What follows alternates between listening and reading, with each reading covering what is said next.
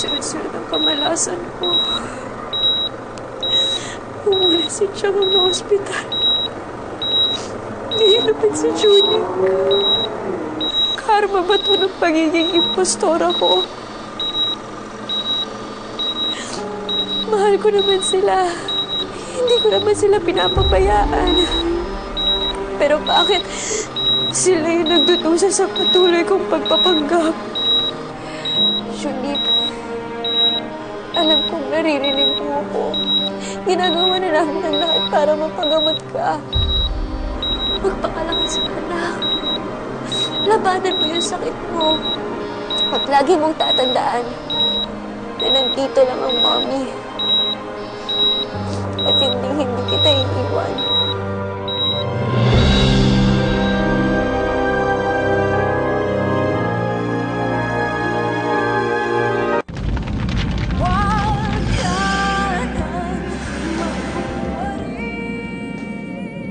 Dok, bakit wala po pong pagbabago sa kondisyon ni Junie? Minomonitor na namin ang platelet count ng bata. Unfortunately, hindi pa rin niya nare-reach yung safe level. Kaya kailangan pa rin niya ng blood transfusion. Then what are you waiting for? Di tuloy niyo.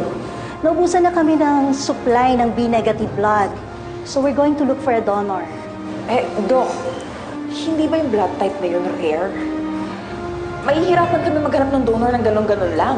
Actually, hindi niyo na kailangang maghanap. I've checked Homer's and Rosette's medical records. Pareho kayo ng blood type ni Junie, Rosette. All you have to do is donate the blood para maligtas ang buhay ng anak mo. Ako? Pwede po ba talaga ako, Dok? Nag-start na po yung buwan ng dalaw ko. Walang kinalaman ng period mo sa pagdodonate ng blood. You sound like you're making excuses, Rosette. Paggaling ng anak mo nakasalalay dito, huwag mo sabihin tatanggi ka. Ate, mas mabuti na lang siguro na maghanap tayo ng isa pang donor. Di natin alam kung ilang beses pa kailangan salina si Junie. That's fine, but right now, kailangan na namin ng dugo. And it's Rosette's here is the only person who can give that.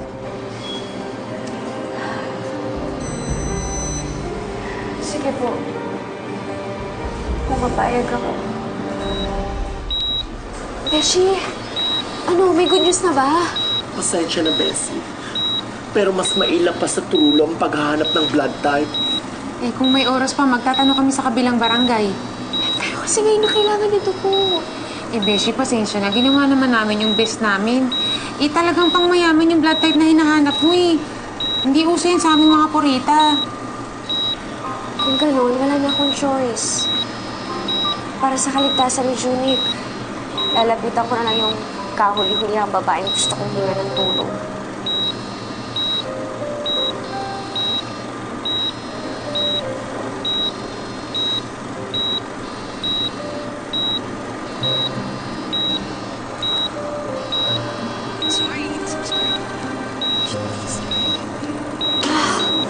Hindi mo talaga makontak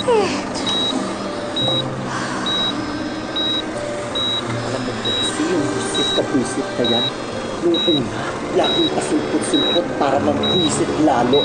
Pero ngayon, na kailangan natin, pa-hard to get ang gaga. Hindi ko na talaga alam kung anong gagawin ko. Alam mo, Beshi, isa na lang naiisip kong solusyon. Kailangan mo nang umamin kay Homer. Hindi mo kayang tulungan si Junie dahil hindi ikaw si Rosette.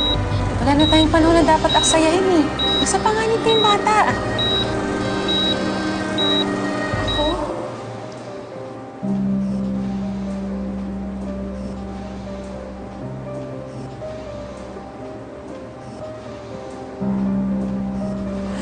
Ako? Rosette, are you alright? Bakit ka umiiyak? Paano kita matutulungan kung wala kang sasabihin sa akin? Homer, may kailangan kang malaman. Okay. Ano yun? Homer, hindi ako si... Tell me, what is it? Hindi ako. Homer, Rosette, I have great news for you. As of our last monitor, tumaas na ang platelet count ni Junie. Nasa safe level na siya. Ligtas na sa panganib ang anak nyo. Ibig sabihin, Dok, hindi ko na ako kailangan mag-donate ng dugo. Hindi na kailangan. All you have to do is continue the fluid therapy. Hintayin natin hanggang sa fully recover ng bata. In the meantime, pwede na kayong magpahingang dalawa at wala na kayong dapat alalahan. Thank God. Sige. Maiwan muna kayo, ha? Salamat po. Dinig niyo yung panalangin natin. I know. Nalampasan natin to dahil we stuck together as a family.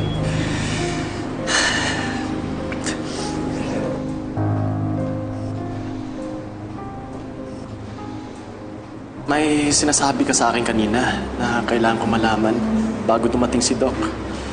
Ano yun, Rosette?